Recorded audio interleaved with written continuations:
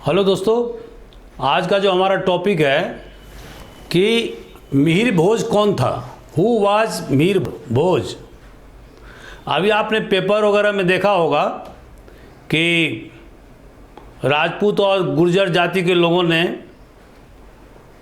एक दूसरे से झगड़ा करना प्रारंभ कर दिया जब यूपी के मुख्यमंत्री किसी एक जगह यूपी में मिहिर भोज के मूर्ति का अनावरण कर रहे थे। तो आखिर ये विवाद क्यों है, और कुछ लोगों का कहना है कि मिहिर भोज राजपूत थे, कुछ का ये कहना है कि मिहिर भोज गुर्जर थे।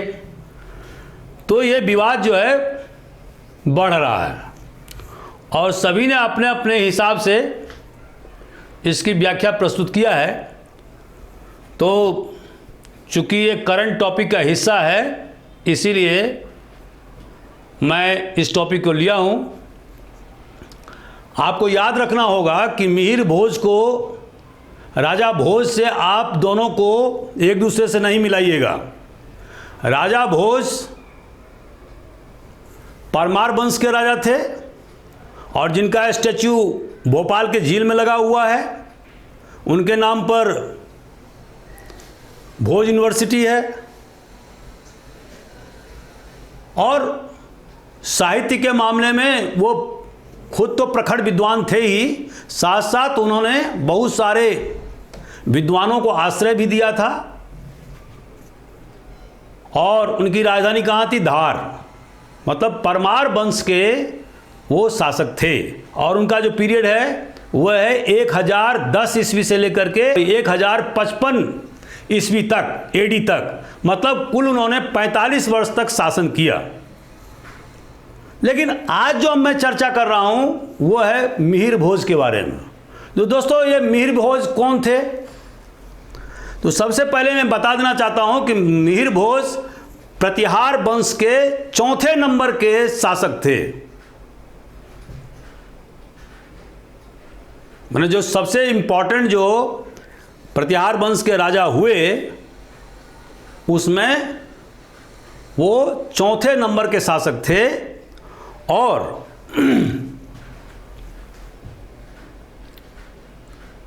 ये प्रतिहार कौन है, तो इसके बारे में आपको हम अभी बताएंगे। लेकिन सबसे पहले जो प्रतिहार के बारे में हमें जानकारी मिलती है वो कहाँ मिलती है? राजस्थान के जोधपुर के पास में एक मैंडोर जगह है, मांडोर।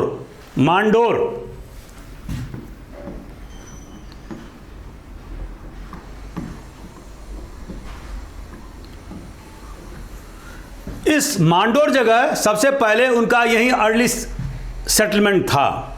अब यहाँ से धीरे धीरे वो ब्रांच आउट होते गए, अलग अलग बसते गए और उसमें एक शाखा जो है वो कहाँ आकर के बसा? उज्जैन में।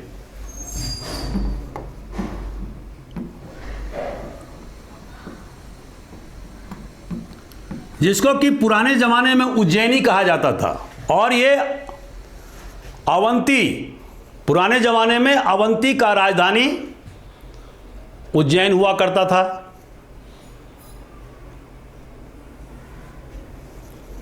तो उन्होंने उज्जैन शिफ्ट किया अपने कैपिटल को, राजधानी को। और उसके बाद जब वो बहुत ताकतवर हुए और उन्होंने पूरे मध्य देश एक टर्म आया है, मध्य देश।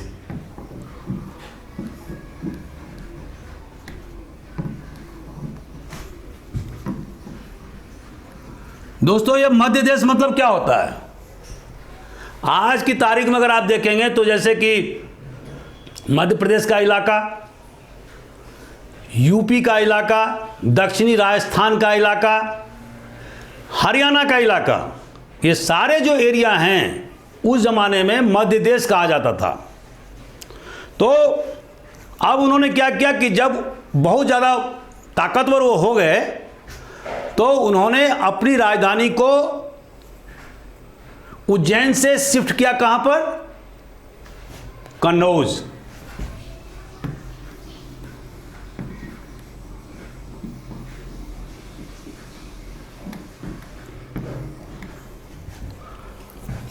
दोस्तों, आखिर कन्नौज शिफ्ट करने का मतलब क्या हुआ था? तो मतलब यह था कि आपको पता होना चाहिए कि हर्षवर्धन का राजधानी कहाँ था? कन्नौज। और हर्षवर्धन की मृत्यु 647 एडी में हुआ।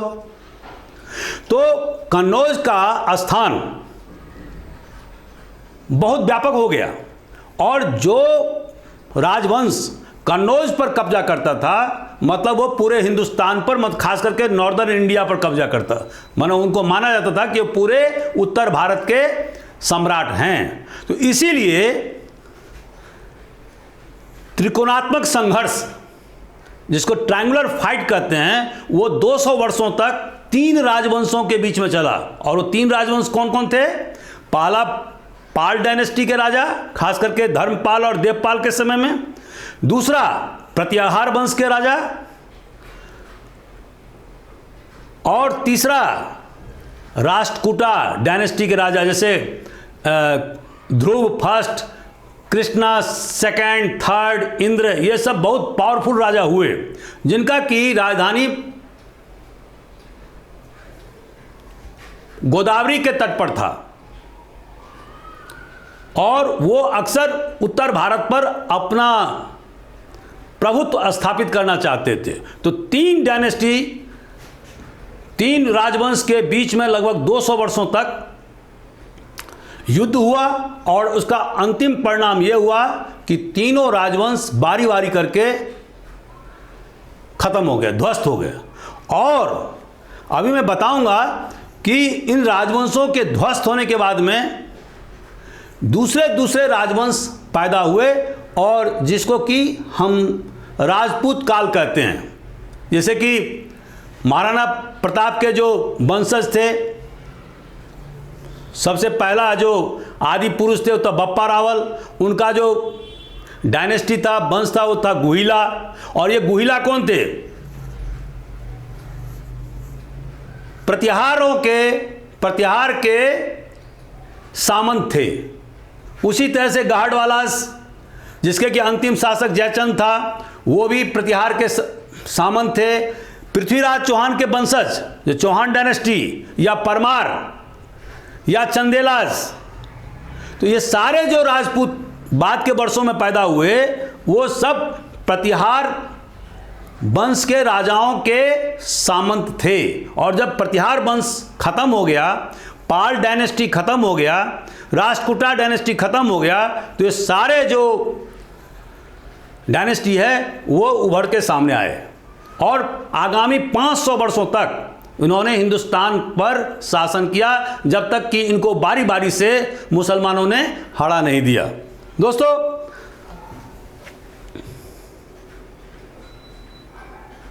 मिहिर भोज का स्थान क्या है? तो जैसा कि हम देखते हैं कि सबसे पहले इस वंश का उदय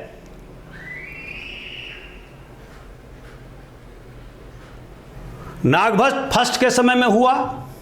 उसके बाद में जिसने कि अरब आक्रमणकारियों से, खास करके जो पश्चिमी तट पर जो आ गए थे, धमक गए थे, उनसे लोहा लिया। दूसरा, उसके बाद में वत्सराज ये शासक हुए।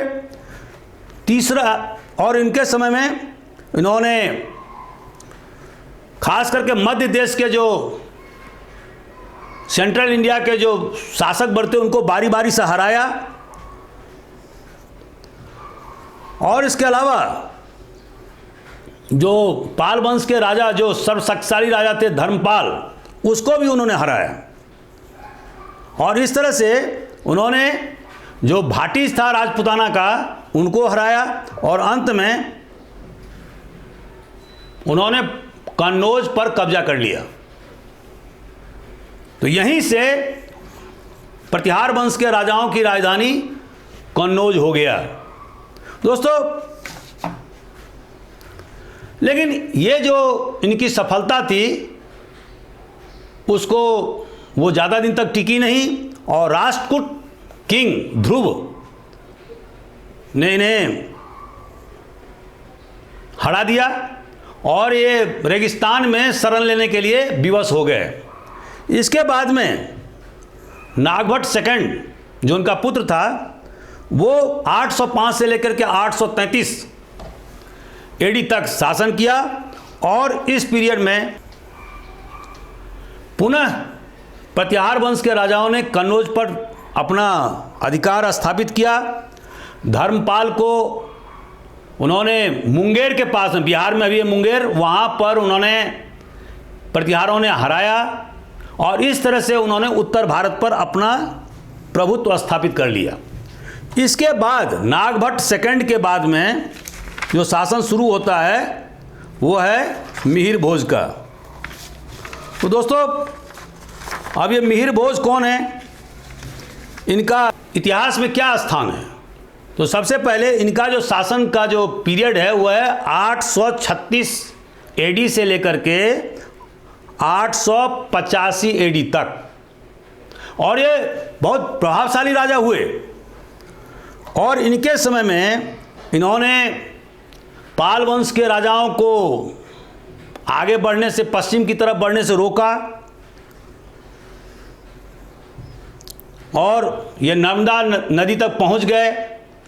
लेकिन यहाँ पर ध्रुव सेकंड ने इन्हें हरा दिया। तो इस तरह से नर्मदा से आगे दक्षिण की तरफ ये आगे नहीं बढ़ पाए। उसके बाद में कृष्णा थर्ड के साथ में इनका युद्ध हुआ और घनघोर युद्ध हुआ नर्मदा के तट पर, जिसमें कि युद्ध जो है वो इनकन्क्लूसिव रहा, माने रिजल्ट नहीं आया। और इनके समय में जो अरब यात्री सुलेमान है वो हिंदुस्तान आया था और उसने कहा कि जो मिहिर भोज हैं वो बहुत ही प्रतापी राजा हैं, उनके पास में कैवेलरी बहुत ही मजबूत है और वह जो है वो अरब के जो अरबों के खिलाफ ज़बरदस्त उन्होंने जो है युद्ध का संचालन किया और उन्हें हिंदुस्तान में घुसने नहीं दिया। तो ये सारी इंपॉर्टेंट बातें उन्होंने अपने वृत्तांत में लिखा है। अब दोस्तों ये सवाल उठता है कि ये मिहिर भोज कौन थे? तो जैसा कि आप जानते हैं कि अगर आप पृथ्वीराज रासो की बात माने, जिसके कि लेखक चंद बरदाई हैं, तो उनका कहना है कि माउंट आबू पर एक यज्ञ किया गया जिसके कि पुरोहित वशिष्ठ थे और उस यज्ञ के समापन के बाद में 4 योद्धा निकले। और ये 4 योद्धा कौन थे? नंबर 1 प्रतिहार, नंबर 2 परमार, नंबर 3 चालुक्य या सोलंकी ऑफ गुजरात और नंबर 4 चौहान, माने पृथ्वीराज चौहान के वंशज। तो 4 महत्वपूर्ण जो है ये योद्धा उस अग्निकुंड से निकले और उन्होंने जगह जगह अपना राज्य स्थापित किया। यदि आप राजशेखर, जिन्होंने कर्पूर मंजरी और बहुत सारे किताब लिखे हैं और जो प्रसिद्ध कवि रहे हैं प्रतिहार डायनेस्टी के समय में, और तो उनका कहना यह है कि उन्होंने प्रतिहारों को क्या लिखा है? रघुकुल तिलक, और दूसरा रघु ग्रामिणी, the leader of the Raghu family, मतलब मर्यादा पुरुषोत्तम राम के वंशज। तो ये राजशेखर ने लिखा है अपने किताबों में। लेकिन जैसे पंपा है, जो कन्नरीज कवि हैं, उन्होंने प्रतिहारों के बारे में लिखा है कि ये गुर्जर राजा हैं।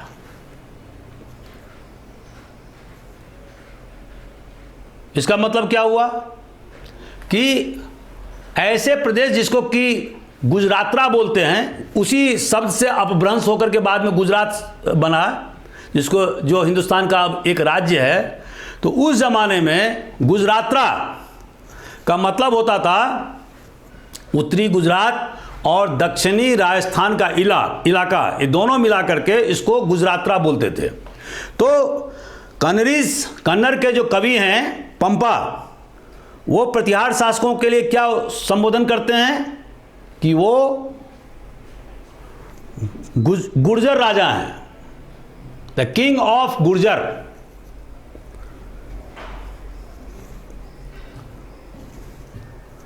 इसके अलावा नीलकंठ शास्त्री जो दक्षिण भारतीय इतिहास के एक ऑथोरिटी हैं, उनका ये कहना है कि प्रतिहार बेसिकली राष्ट्रकूटा राजाओं के यहाँ काम करते थे, ऊंचे पदों पर काम करते थे। और चूंकि प्रतिहार जो होता है वो द्वारपाल, जो एक महत्वपूर्ण पद होता था, जो राजा के अपने निवास स्थान या हरम इनके देखरेख की व्यवस्था करता था और बहुत ही विश्वास पात्र होता था।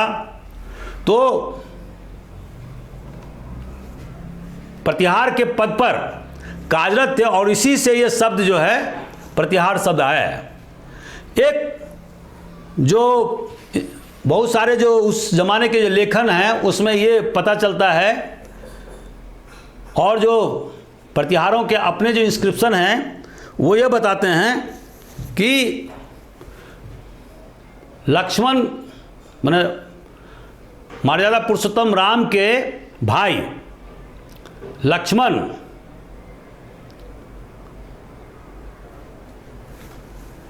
के ये लोग वंशज हैं। They are the descendants of Lakshman, the younger brother of Shri Ram. अब बहुत सारे जो इंस्क्रिप्शन हैं वो ये बताते हैं कि चूंकि लॉर्ड लक्ष्मण ने मेघनाद का वध किया था, मतलब प्रतिघात किया था, तो इसीलिए इनका नाम इनके वंशज को प्रतिहार कहते हैं। तो विभिन्न प्रकार के थ्योरी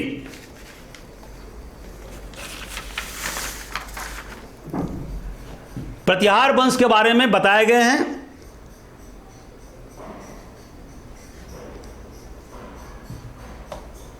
और जो शर्मान्य थ्योरी है वो ये बताती है कि जो गुर्जर जो है वो ट्राइब था, गुर्जर ट्राइब था, और हिंदुस्तान में गुप्त वंश के शासन के अवसान के बाद और हूनों के आक्रमण के बाद में ये ट्राइब सेंट्रल एशिया से आए थे और ये जगह जगह हिंदुस्तान में फैल गए। और उसी में से एक क्लान जो था, एक शाखा जो था, वो शाखा का नाम था प्रतिहार, जिसने बाद के वर्षों में दक्षिणी राजस्थान और उत्तरी गुजरात पर कब्जा किया। और इसीलिए इन इलाकों को गुजरात्रा बोलते हैं, रेसिडेंस ऑफ गुर्जर्स।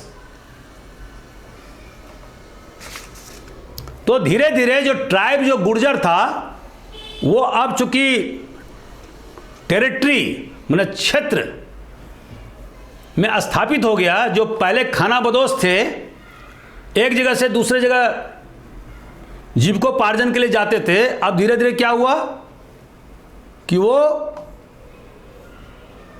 अस्थाई ढंग से एक क्षेत्र विशेष में, खास करके दक्षिणी राजस्थान और उत्तरी गुजरात में रहने लगे और इस इलाके को गुजरात्रा बोला जाने लगा, जो बाद में अपभ्रंश होकर के गुजरात हो गया है।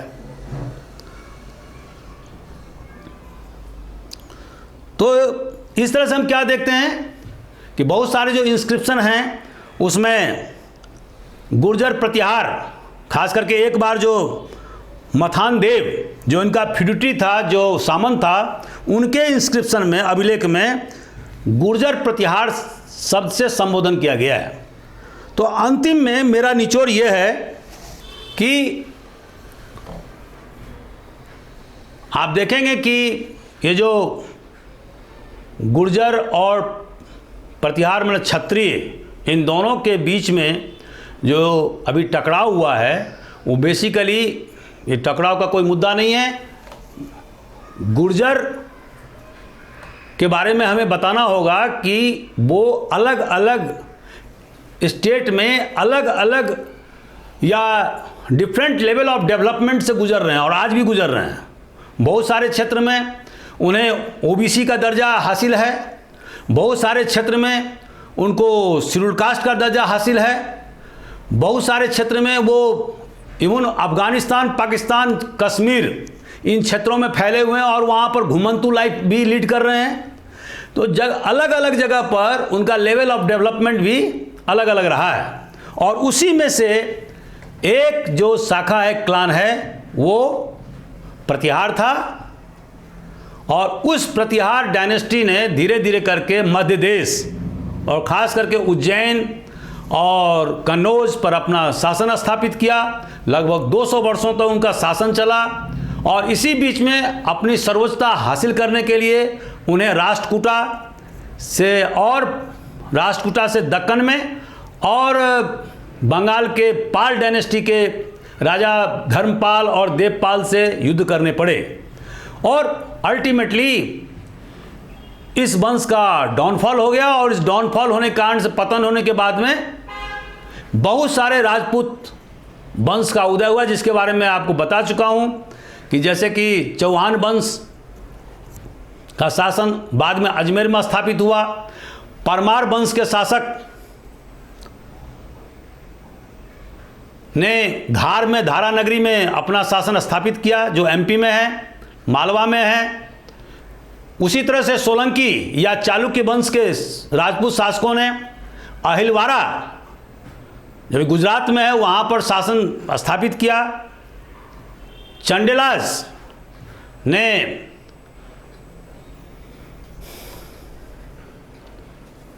आप देखेंगे कि मध्य भारत में अपना शासन स्थापित किया और इसी तरह से बहुत सारे राजवंश जो राजपूतों के राजवंश थे, उन्होंने हिंदुस्तान पर लगभग 500 वर्षों तक शासन किया, जब तक कि मुसलमान शासकों के द्वारा 1192 के तराई युद्ध में पृथ्वीराज चौहान को और 1193 में चंदावर के युद्ध में जयचंद को, जो कि गाढ़वाला शासक था, राजपूत शासक था और इसका राजधानी कन्नौज था, इन सारे राजपूत शासकों को बारी बारी से मुसलमान शासकों ने सल्तनत पीरियड में सफाया कर दिया और यहाँ पर सल्तनत की स्थापना की गई। तो दोस्तों, मैं समझता हूँ कि इसमें अब ज़्यादा विवाद की ज़रूरत नहीं है। Thank you very much.